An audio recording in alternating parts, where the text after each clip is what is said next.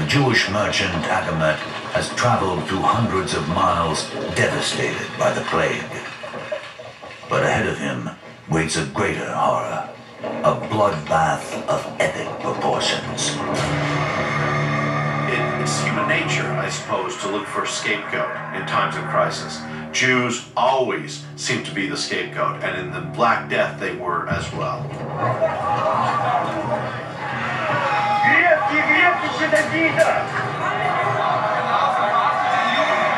For the flagellants, it is an easy leap from criticizing the church to attacking the Jews. For to medieval Christians, no one offends God more.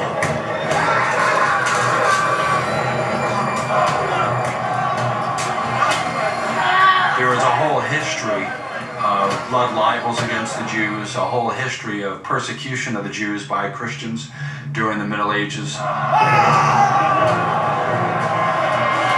Betrayed by his distinctive clothing which marks him as a Jew, Agamet is taken to town officials for questioning.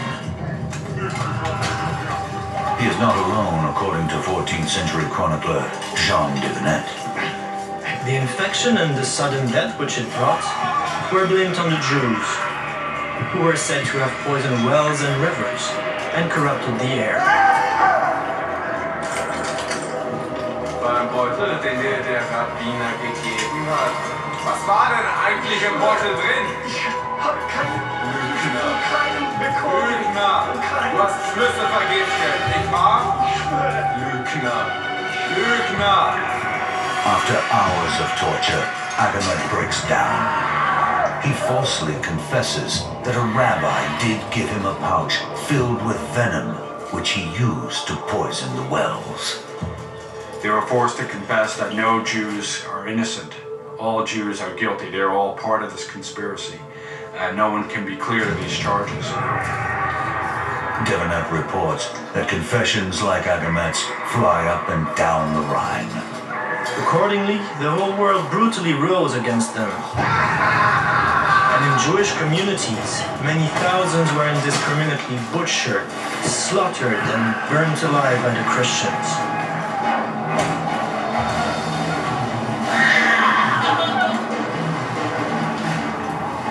What's poisoning us is the Jew's presence itself. That the Jew's presence is a moral failing. It's our sin to tolerate them, and this is what's bringing this punishment. As Pope Clement VI pointed out at the time, Jews were dying in equal number to Christians, so it was fantastical to argue that Jews were poisoning people during the Black Death.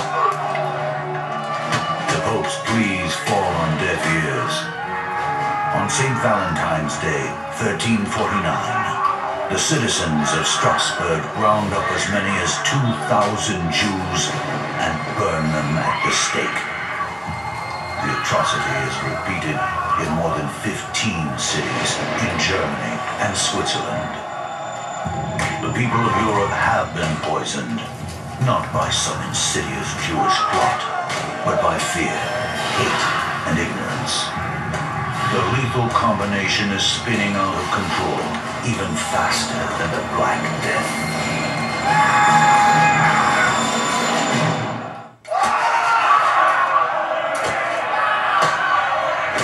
In the winter of 1349, Christians in Germany, France, and Switzerland turn on their Jewish neighbors in a horrific massacre intended to appease an angry God. But violence cannot stop the grim progress of the Black Death.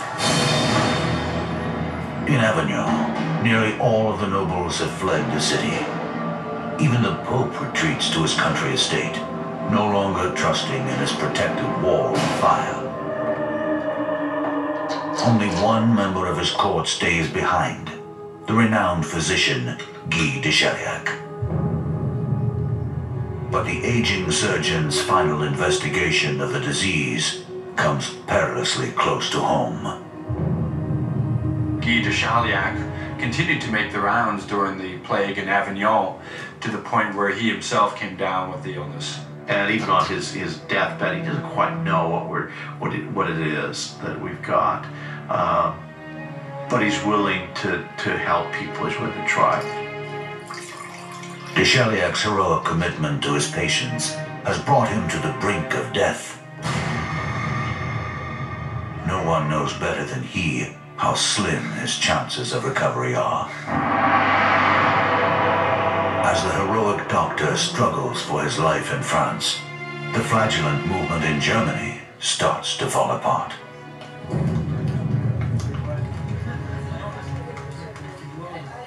Originally made up of pious zealots, the flagellants now attract outlaws. They greedily hoard loot stolen from the churches and openly consort with rowdy women. One gets the sense from some of these stories that in some of these villages, the flagellants were almost treated like rock stars, and that there might be what would be after flagellant parties. The sight of the blood, the stripped down bodies and the sweat and the lean muscular frames and all of that, no doubt aroused many young female peasant hearts. That and the fact that you just had so much emotion loose in at that moment in time. It is simply too much. The authorities finally move against them.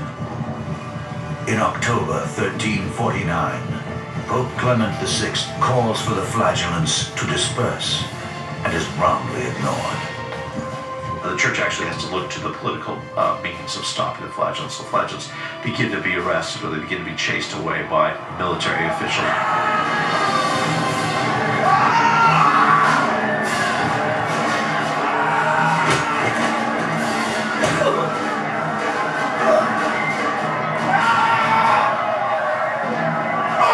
Some masters, now called masters of errors, are even seized and beheaded. Wir befinden dich für schuldig. Du hast Unglauben verbreitet. Du bist zum Tode verurteilt. Soll Gott deine Seele schützen.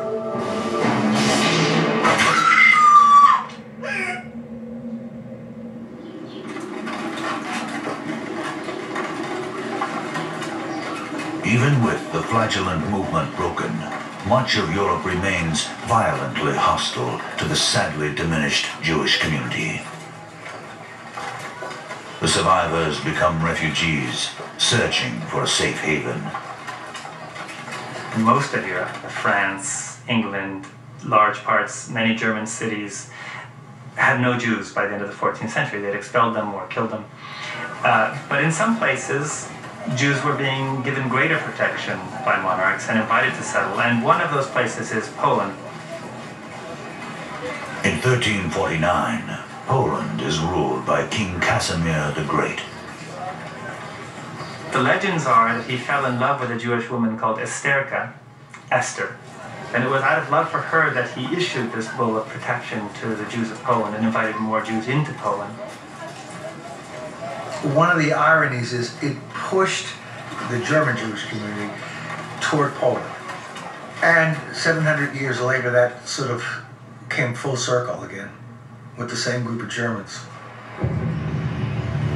In the winter of 1349, the plague pushes north to the Scandinavian peninsula. By the time it reaches Russia, 2 years later,